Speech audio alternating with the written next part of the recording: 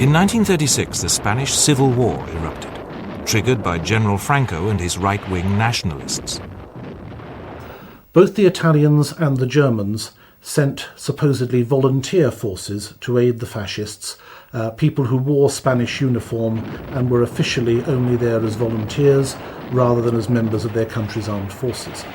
This was extremely valuable, especially for the new German Air Force, the Luftwaffe, in training, in finding out what aircraft would actually function well in combat, and for experience for their pilots and their air crews. The Germans came away from the Spanish Civil War very impressed by the strength of air power, particularly in bombing. There were a number of notorious cases, particularly the bombing of the town of Guernica, which earned them notoriety.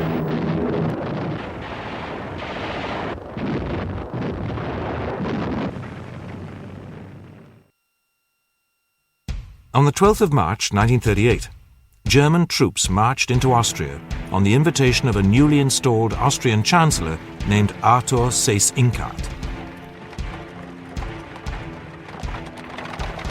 Many of the Austrian people were sympathetic to Nazi ideals, and the occupation by German troops was meant to be a union of two sovereign states. In reality, the Anschluss, as it was known, meant the absorption of Austria into a greater Germany. Hitler was beside himself with joy. His beloved Germany was finally united with his homeland of Austria.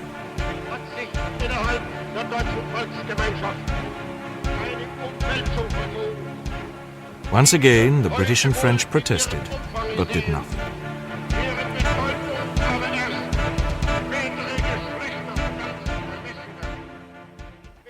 Now Hitler turned his attentions to Czechoslovakia, the state that he insisted had no right to exist. Bordering Germany was an area of Czechoslovakia called the Sudetenland.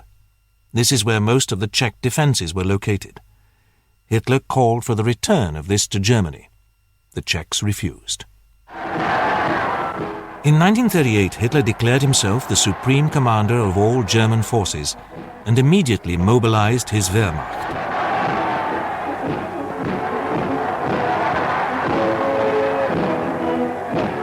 In September, after furious diplomatic activity, the British Prime Minister Neville Chamberlain and the French Prime Minister Daladier signed an agreement with Hitler handing over the Sudetenland.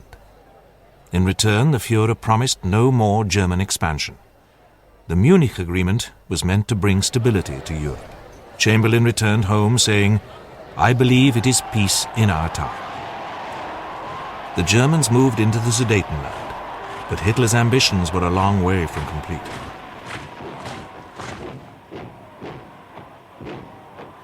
The Wehrmacht continued to occupy the rest of Czechoslovakia.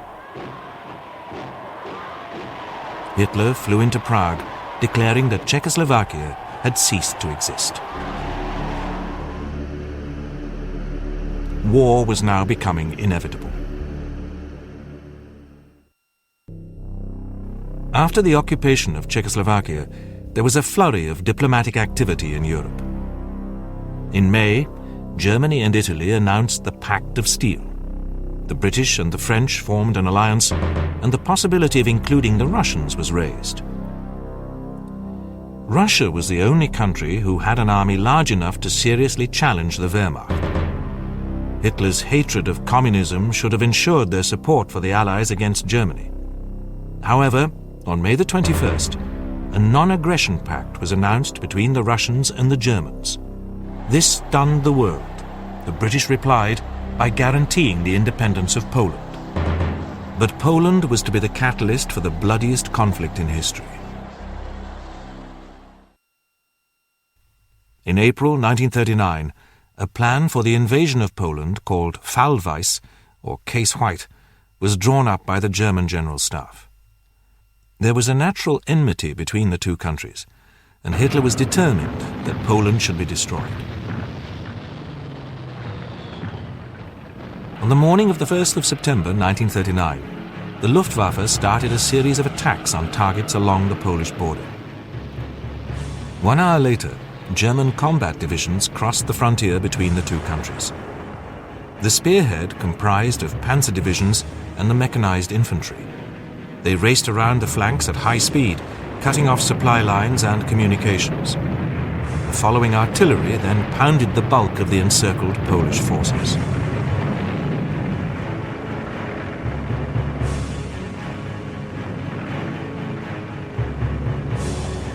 The Luftwaffe mounted hundreds of strategic bombing missions against airfields, rail links, and communications centers.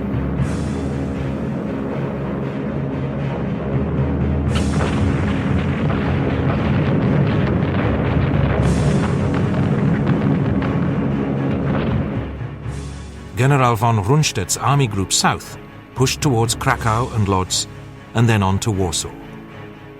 General von Bock's Army Group North would drive south and west across the Polish corridor. The panzers at the spearhead of the attack were commanded by a brilliant General Heinz Guderian. The speed of the attack was breathtaking, with the panzers covering an average of 18 miles a day. The Allies demanded that the Germans withdraw immediately, but this was ignored. As a result, Chamberlain announced on the 3rd of September at 11 a.m. that Britain was now at war with Germany. Although Britain and France declared war on Germany over the German attack on Poland, they made no effective military moves to help the Poles, and that meant that the Polish defeat was more or less inevitable. The German army's tactics were to attack in a double pincer movement designed to cut off the Polish armies. The technique was spectacularly successful. The Luftwaffe's attacks had all but wiped out the Polish Air Force and severely disrupted communications and supply.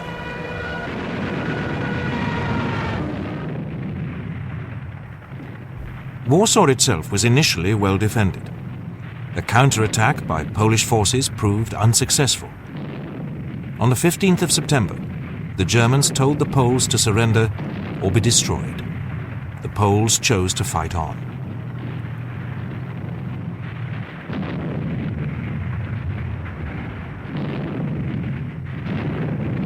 The German pincer closed on the Polish armies, with only a few managing to escape. To make matters worse, the Russians entered the campaign on the German side, advancing from the east.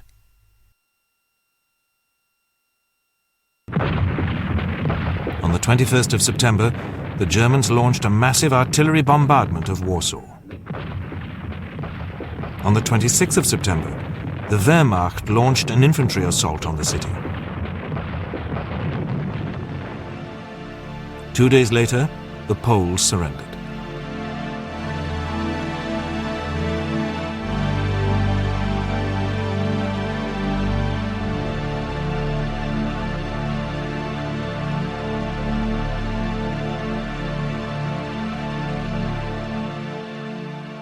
German tactics had been decisive. Their use of air power in such a shock, devastating attack, coupled with this encircling attack from three sides, produced a new word, Blitzkrieg, lightning war. Poland's territory was split between the Germans and the Russians. Hitler flew in to take the victory salute in Warsaw. He announced that Poland had ceased to exist. The world was stunned by the speed of the victory. Ironically, Hitler had committed a large portion of his forces to the Polish campaign, leaving Germany exposed to an attack by the Allies. Once again, the Allies did nothing.